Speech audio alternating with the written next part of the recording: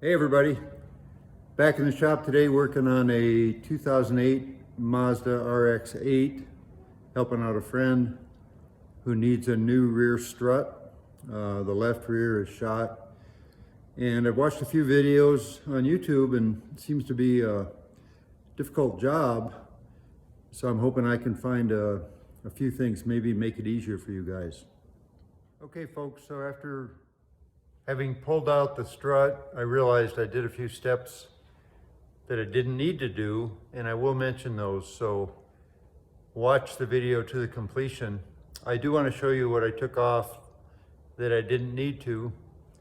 I tried that because others said you needed to remove these parts, but I'll explain in the video, so watch it all the way to the end. Thank you. So here are the tools you'll need for the job. I have a special tool for popping out plastic rivets, but screwdrivers will probably work. A Phillips screwdriver for the rivets that are Phillips headed. I've got it's a 10mm socket. My tape is coming off these sockets. A 12, 14, and 17. So 10, 12, 14, 17. And I've got 17, 19, and 21 and half-inch drive because there's some parts you'll need more leverage. 21 to get the wheel off. 17 and 19 open end. And the ratchet wrenches, I needed the long half-inch to break some of these free. And a pickle fork, which you don't really have to have. And one additional tool you'll need, I discovered, is a bottle jack. This is a 6-ton. I don't know if it has to be that big. A 3-ton might work. But I definitely couldn't do it without the bottle jack. So here's the 2008 RX-8 Grand Touring Edition, whatever that means. And as you may have seen on my other videos, I'm fortunate to have a lift. I know some of you don't, but it'll make the job easier. If you don't have a lift, please jack it up high and use jack stands. So we're going to start this job in the trunk.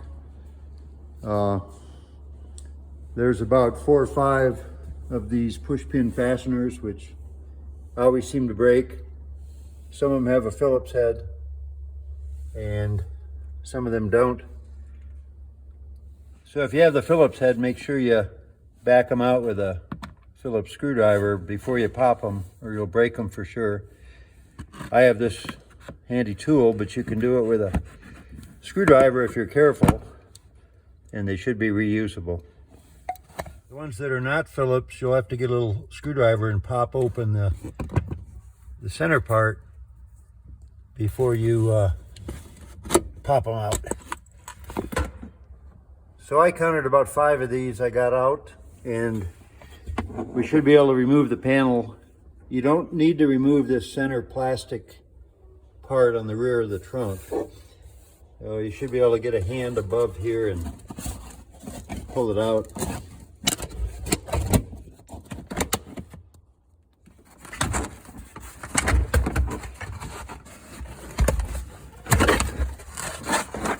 And there we go. Now we can see the upper part of the strut. These are all 14mm. There's 4 on the top piece and 2 down here.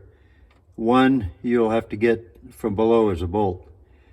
So you don't have to use pneumatic tools, but since I have one, why not?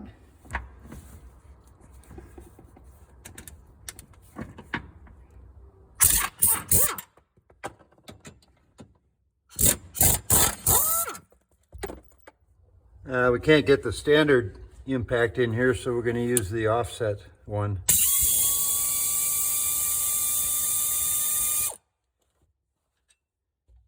So we're done in here for a while.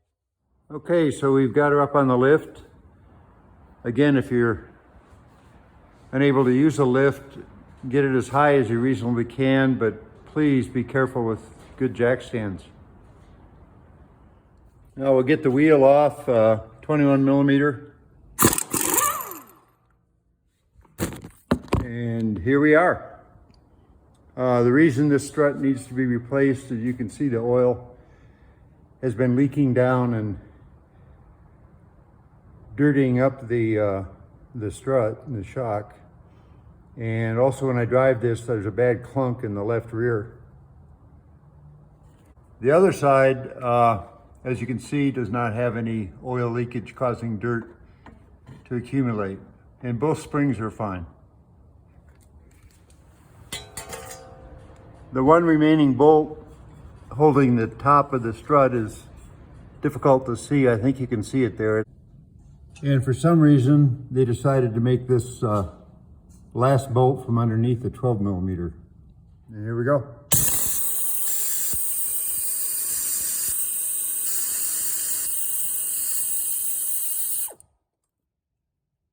The last bolt.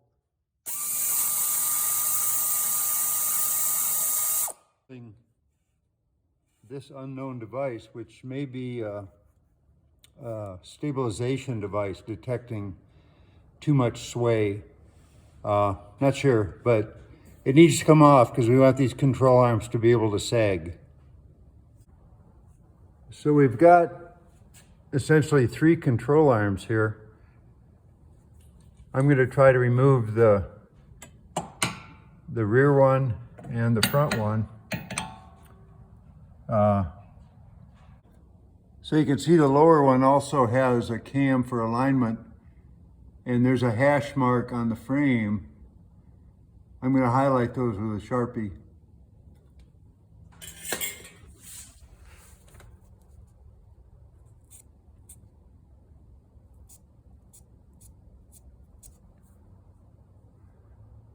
So we can reference that back. This is a 19mm. The others, I used a dead blow hammer to protect this end of the bolt, and the cam did drop out, but since we know the orientation, it shouldn't be a problem. And use a center punch or something to tap it out the rest of the way so that you don't damage the bolt. I should have mentioned the other end of the bolt has a hash mark also, that a cam and a mark. So the lower control arm dropped away. I'm not sure I needed to remove this one. Sorry. It did move a little bit, but I think the drop I got from that one is adequate to drop the shock out. The sway bar is still kind of in the way, so I'm going to undo the other side so I can pivot that back. So I removed another 14 here, and you can see that allows me to pull this back to give myself a little more room. There we go. So here we are. And it's maybe hard to see, but it looks like when we remove the last bolt on the shock, it should drop out. It has a pretty clear space. So 17mm. Here we go.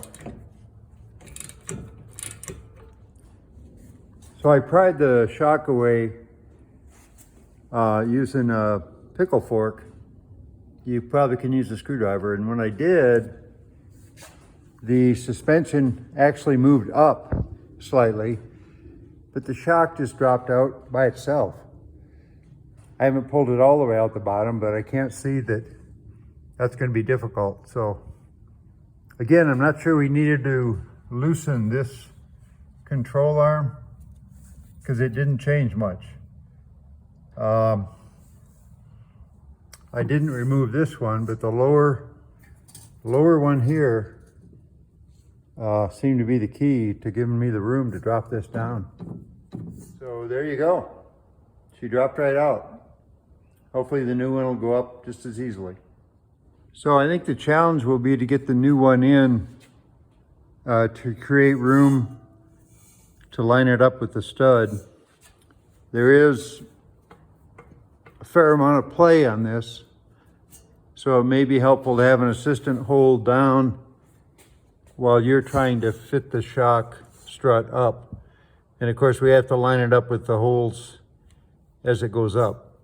So putting it up will be a little trickier and may require some help. Look what just arrived, just in time. Rock Auto, here we go. So there's the part number. And as I said, I think it was about 150 bucks from Rock Auto and like 240 from O'Reilly. So check it out. So in order to compress this, I got my bottle jack between the lip of the housing, which is steel, and one of the upper tie rod ends in the rotor here, and compressed it down. So now I think this will go up. So by compressing the suspension with the jack, I had to go until the shock would come above the mount in order to get the top studs in. And you can see I've just got the two studs peeking through the mount. So I'm going to go ahead and put those nuts on, at least get them started. So I've got the nuts on just enough to hold, and we'll go down below. So the bolt they send is a larger diameter than the old one. I assume that was meant to go from underneath, so I'm going to use the original one, and this will be the stud that goes up about here. So I drew up the stud from below, and that pulled everything up, and now I'll tighten these two 14s.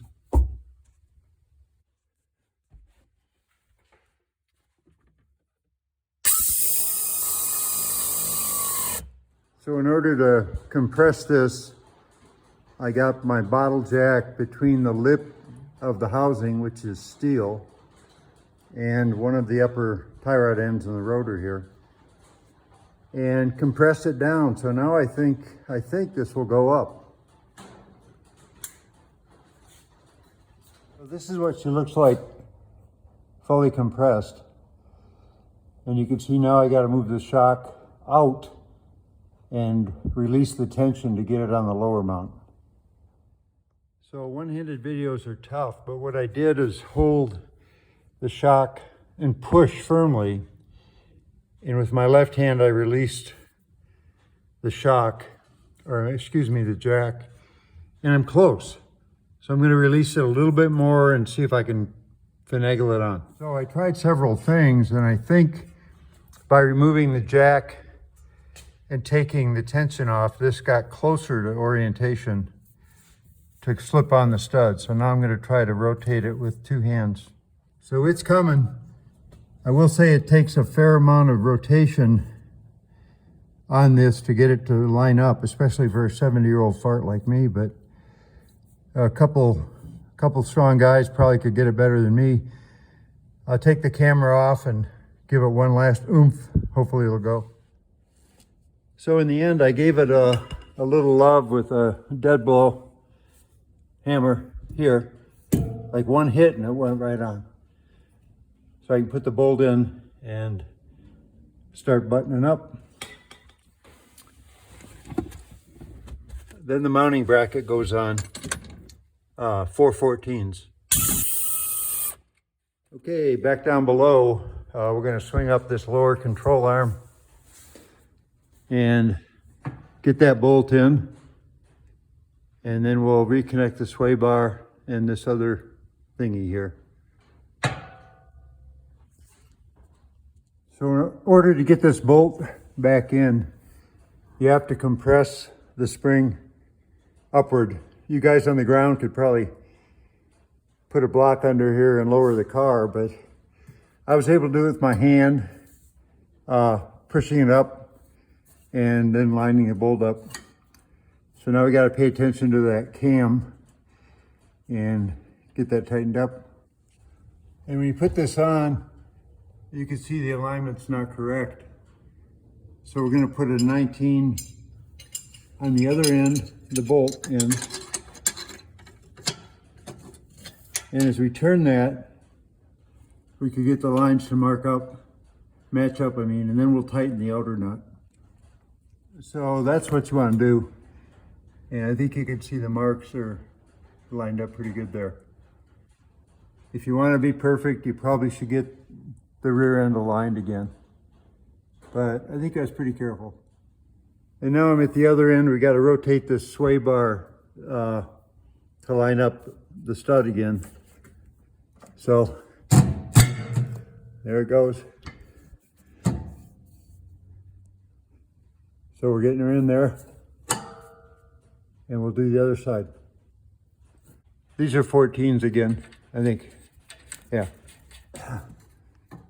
When you get one end of the sway bar connected, the other one's a little tricky to get lined up. So as you put a bar between the frame, you can get some movement to line that stud up. And then we're gonna connect this little, connect this little arm. I have to look up and see what this is, but since it's hooked up to electronics, I think it must be for the stability control or some such thing. A little 10mm nut. And don't forget the lower shock mount bolt. It's a 17mm. And I guess we'll even put the wheel back on here.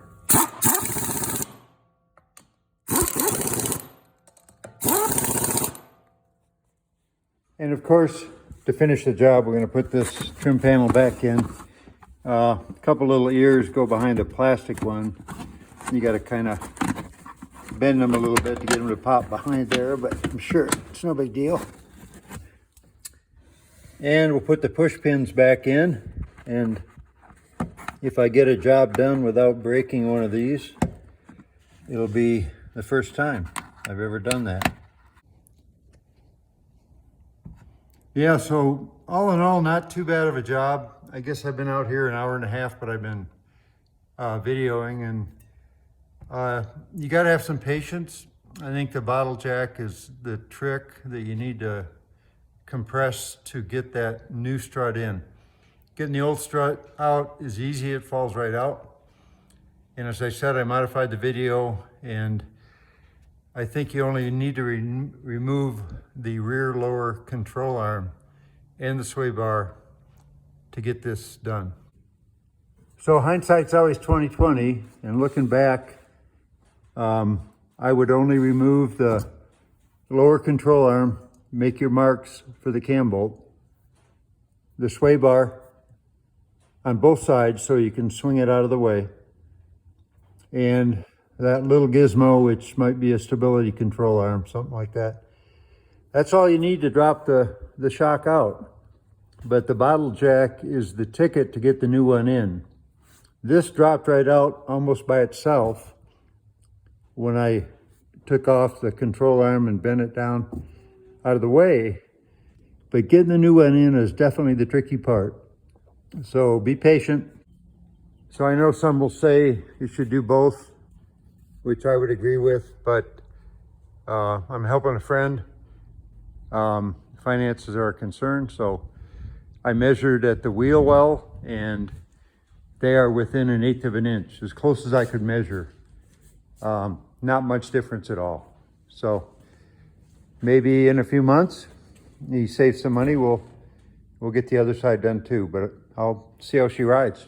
So full disclosure, when I test drove the vehicle, the brake light was on. And I think by using the bottle jack, I actually actuated the emergency brake. It uses a cable to that rear wheel. So I put it on the lift and everything checked out okay, and I drove it a little bit more and it went away. So I think it just kind of set the emergency brake. So no problem really. So good luck, and I hope I helped you out. Have a great day. Bye-bye.